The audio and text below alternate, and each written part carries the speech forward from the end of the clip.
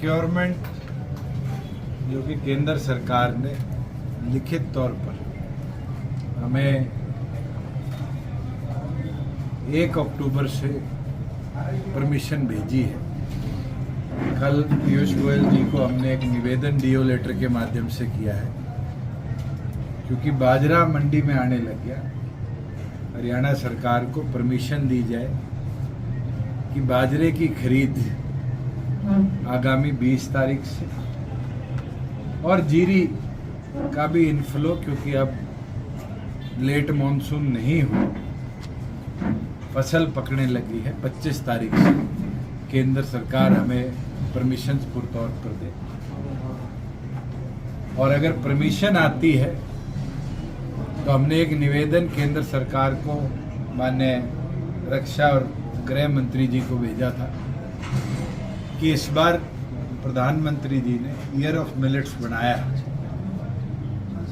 मोटे अनाज के इस वर्ष के अंदर हरियाणा को परमिशन दी जाए कि हम 8 लाख मीट्रिक टन, जो हरियाणा के उत्पाद की टोटल क्वांटिटी है, सेंट्रल गवर्नमेंट के लिए प्रोक्योर करने का कार्य करें, जिससे हमारी जो पैरामिलिट्री है, मिलिट्री है और इंस्टीट्यूशंस गवर्नमेंट ऑफ इंडिया के हैं, वहाँ पर बाजरे को भी मोटे अनाज मिलेट के तौर पे हम प्रमोट कर पाए। कल हमारे पास पहला कम्युनिकेशन आया है, हम इंतज़ार कर रहे हैं फाइनल कम्युनिकेशन का, कि अप्रॉक्सीमेटली 6.5 लाख केंद्र सरकार की डिमांड अराइज हुई है। और अगर 6.5 लाख मीट्रिक टन केंद्र सरकार हरियाणा को परमिट करती है तो इस बार बाजरे को भी पुरतौर पर एमएसपी पे हम खरीदने का काम करेंगे। वहीं पैडी की तैयारी पूरी हो चुकी है, जहां 200 से ऊपर इस बार मंडियां, सब यार्ड और परचेज सेंटर्स हमने नियुक्त करे हैं। वहां एजेंसीज को भी पर्याप्त मात्रा में आदेश दे दिए गए हैं और जल्द जो हमारी मिलिंग पॉलिसी है उसको भी हम पब्लिश करें। जो लिंकेजेस हैं मिलर्स के मंडियों के साथ, टाइम बाउंड मैनर में उसको इस बार करने का काम करेंगे कि प्रोक्योरमेंट आते ही जो कन्फ्यूजन रही है ऐतिहासिक तौर पर, वो कन्फ्यूजन ना रहे। पोस्ट फ्लड सिचुएशन यील्ड का जो हम मान रहे थे कि प्रदेश के अंदर कटौती होगी, एग्रीकल्चर विभाग के सर्वे के अनुसार यही मानना है कि लास्ट ईयर जहां पर 59 लाख मीट्रिक टन जीरी की खरीद थी, बाढ़ की स्थिति के बाद भी इस बार जीरी का जो आगमन होगा वो 60 लाख मीट्रिक टन के आसपास होगा। हरियाणा सरकार पूरी तरह तैयार है कि हम 1 महीने से पहले अक्टूबर के महीने में ही 7 लाख मीट्रिक टन हमारे किसानों के अनाज को पूरी तौर पर खरीद भी लेंगे। उसके लिए 10,000 करोड़ से ऊपर का सीसी लिमिट भी सरकार ने बनाकर कंसर्न्ड विभागों को पैसा भी अलॉट कर दिया है कि 24 घंटे से 48 घंटे के बीच में जीरी का जो पैसा है वो पैसा किसान के खाते में परचेज के तुरंत बाद हम भिजवाकर हमारे फार्मर्स को, जो हमारा वादा है, हमारी कमिटमेंट है, उस अनुसार पैसा पहुंचाने का काम करेंगे। मैं मानता हूं मॉडर्नाइजेशन के बाद पूरी तौर पर पहली बार है कि 80 लाख एकड़ से ऊपर एग्रीकल्चर कल्टीवेबल लैंड है। पहले मेरी फसल मेरा ब्यौरा पर किसान रजिस्टर कराया करता था कि उसने खेती करी। इस बार पोर्टल बंद होने के बाद हमने अलग अलग विभागों के अधिकारियों की ड्यूटी लगाई कि 1-1 एकड़ की इस बार मेरी फसल मेरी ब्यौरा पर वेरिफिकेशन। और मैं खुशी के साथ कह सकता हूं कि 99% से ज़्यादा कल्टीवेबल लैंड को इस बार हम मेरी फसल मेरा ब्यौरा पर रजिस्टर करा चुके हैं। कई किसान ये सोचते हैं कि अभी पोर्टल दोबारा खोलना चाहिए कि वो रजिस्टर करवा पाए। मैं उनको भी बताना चाहता हूँ कि अगर आपने रजिस्ट्रेशन नहीं कराई तो एग्रीकल्चर विभाग द्वारा आपकी ज़मीन की रजिस्ट्रेशन हो रखी है और अगर उसके अंदर भी आपके कोई ऑब्जेक्शन है तो आगामी 1 तारीख से पहले डिस्ट्रिक्ट के एग्रीकल्चर विभाग के ऑफिस में जाकर उसको भी पूरी तौर पर दुरुस्त कराया जा सकता है। पहली बार होगा जहां देश में मॉडर्न टेक्नोलॉजी के सहयोग से हरियाणा पहला राज्य बनेगा जिसके प्रत्येक एकड़ को रजिस्टर भी कराया गया है और रजिस्ट्रेशन के साथ साथ किसान की फसल की प्राप्त खरीदारी की व्यवस्था भी हमने करी और मैं मानता हूं किसानों के लिए एक बहुत बड़ा ये कदम होगा। जो पीछे फ्लड से नुकसान आया है, कल सारे डिप्टी कमिश्नर्स के साथ एफसीआर को आदेश दिए गए थे बैठक करें। पटवारी से, कानूगो से, तहसीलदार से, एसडीएम से 100% वेरिफिकेशन आ गई। कुछ जिलों में डिप्टी कमिश्नर लेवल की वेरिफिकेशन पेंडिंग थी। ये आदेश दिए गए कि कल 12 बजे तक 100% वेरिफिकेशन कर कितना खराबा हुआ है उसका ब्यौरा पूरा पहुंचाया जाए।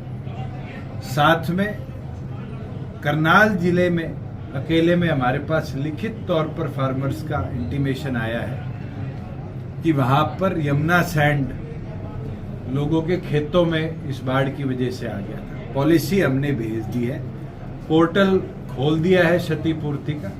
जैसे जैसे फार्मर क्षतिपूर्ति पे डीसिल्टिंग के लिए रजिस्टर करेंगे, डिप्टी कमिश्नर्स को ये पावर दे दी है कि वो साथ के साथ अप्रूवल भी देते रहे। जहां 3 इंच और 8 इंच तक है और 8 इंच से ऊपर जो कमेटी है वो साथ के साथ ऑक्शन कराती रहे कि उनकी क्रॉप लॉस की भरपाई भी साथ के साथ हो और गेहूं की जो अगली फसल की बुआई है उससे पहले उनके खेत पूरी तौर पर दुरुस्त हो जाए। ये पहली बार है हरियाणा के इतिहास में जहां डीसिल्टिंग, किसान के खेत में रेता आ जाता है, उसके लिए भी सरकार ने पॉलिसी बनाकर किसान को फसल खराबे के अंदर 15,000 रुपया प्रति 1 एकड़ जो मुआवजा दिया जाता था उसकी एवज में हिस्सेदारी देने का काम किया है। और मैं मानता हूं जहां 8 इंच रेता है वो किसान अगर 40-50 हजार का भी बेचेगा तो डायरेक्ट उसके इस फसल के नुकसान की भरपाई उस किसान को हम दे पाएंगे। किसानी के लिए ये एक ऐतिहासिक कदम है और मैं मानता हूं फार्मर्स के जो पीछे 12 जिलों में क्रॉप लॉस हुआ था सरकार पूरी उसकी भरपाई कर पाएगी। सर 25 भी आप बीच में ऐड करोगे? बिल्कुल। अगर किसी के ट्यूबवेल खराब हुए, किसी का कोई मकान खराब हुआ है, किसी के कोई पशुधन फ्लड के अंदर इफेक्ट हुआ है, स्टेट डिजास्टर की पॉलिसी ऑनलाइन भी अवेलेबल है, डिप्टी कमिश्नर्स को, एसडीएम्स को भी भेजी गई है। हर क्राइटेरिया के कैटेगरी के पैसे वहां पर प्रॉपरली मेंशन्ड है और हर चीज की भरपाई, इवन कोई नाली किसी की थी जो फ्लड से बहगी है तो इरिगेशन के लिए भी अलग है, कोई सड़क बहगी है तो रोड रीडेवलपमेंट के लिए भी है। और उसके अंदर पीडब्ल्यूडी ने तो स्टेट डिजास्टर विभाग को पहले लिखित में दे दिया है कि 350 करोड़ का सड़कों का नुकसान है, उसमें जो स्टेट डिजास्टर, नेशनल डिजास्टर से पैसा आना है वो दिया जाएगा। बैलेंस स्टेट अपने शेयर से उनको दुरुस्त कराने का काम शुरू कर चुकी है।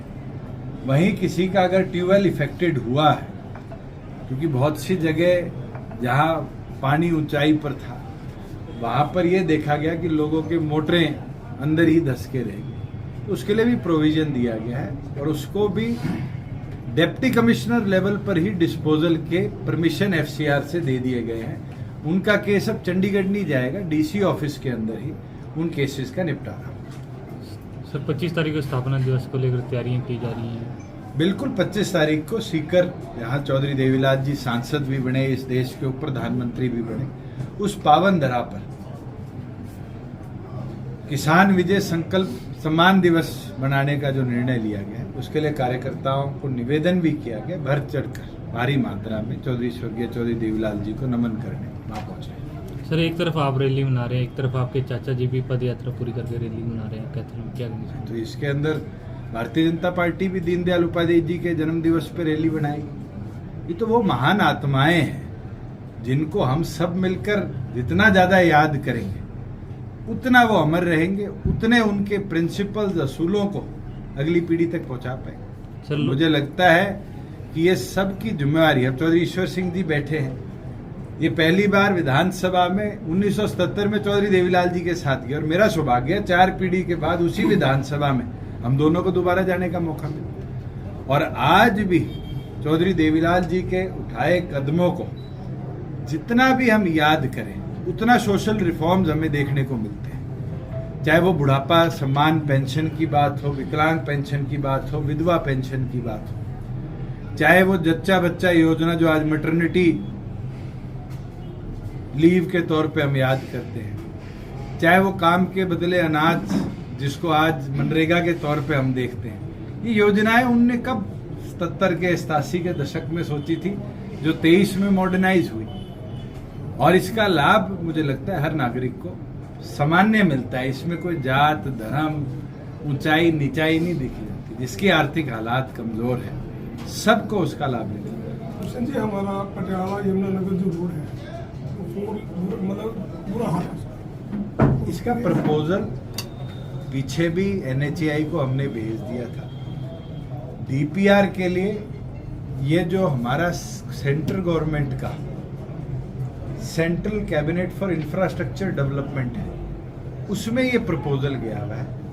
जब भी उसकी बैठक होगी केंद्र सरकार इस पे जैसे ही निर्णय लेगी हम काम शुरू करने को तैयार हैं।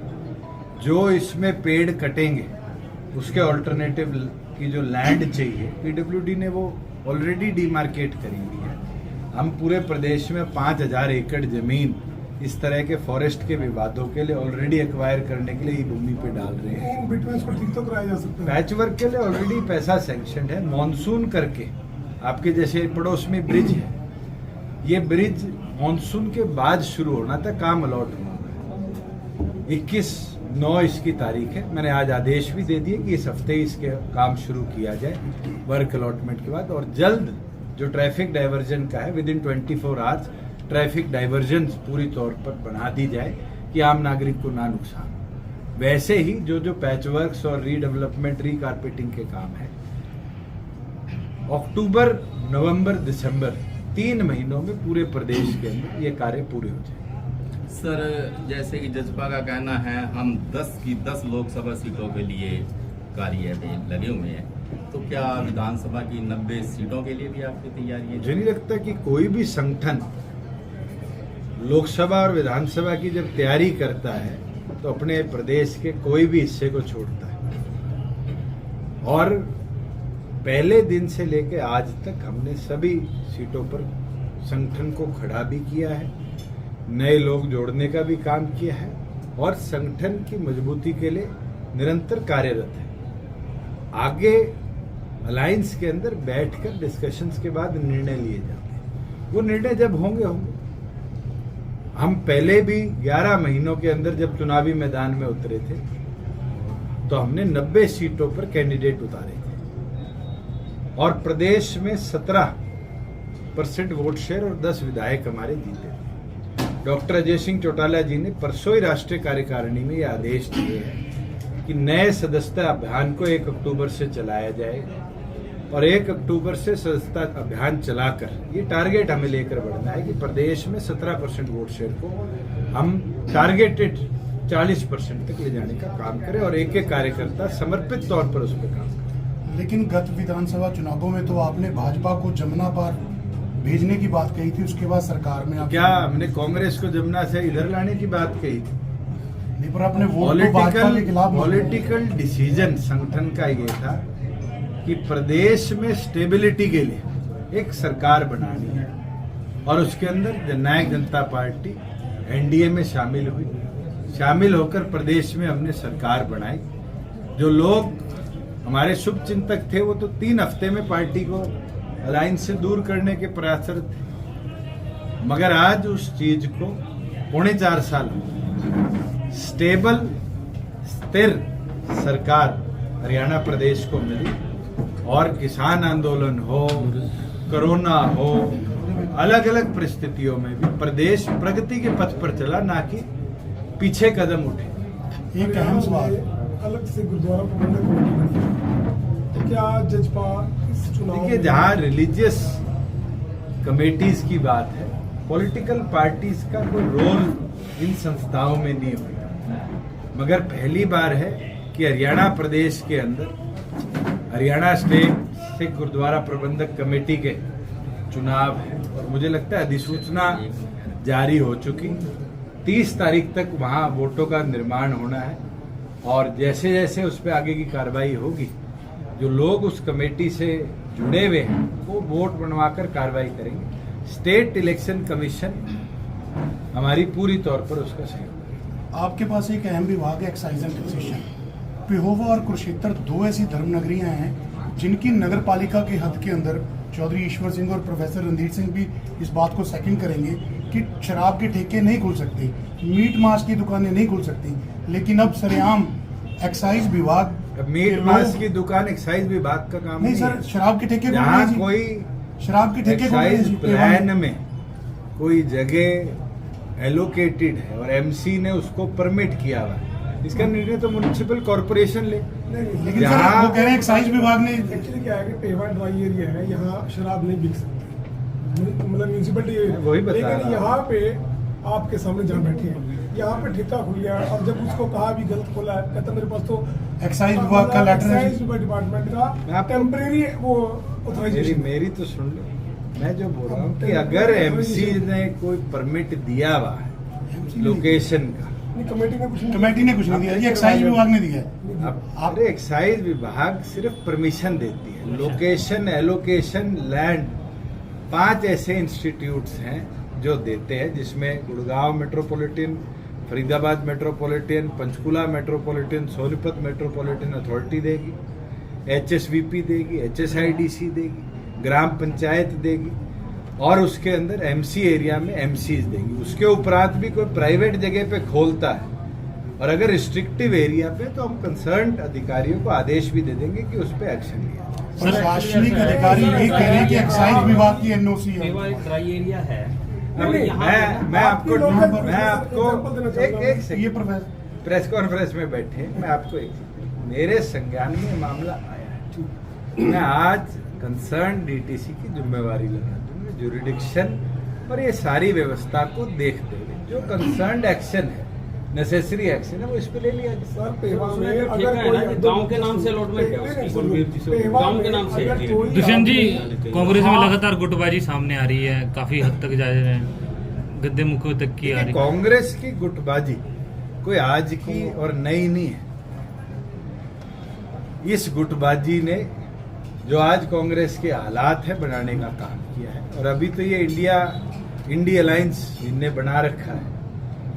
मैं ये मानता हूं कि कांग्रेस की गुटबाजी सबसे पहले ना केवल ये संगठन के अंदर और यहाँ, अभी तो उस अलायंस में आपको दिखनी शुरू हुई, 3 बैठक हुई है। आने वाले भविष्य में देखो कि भानुमति का कुनबा किस तरह लड़ाई लड़ने का काम। चलो सारा टाइम तो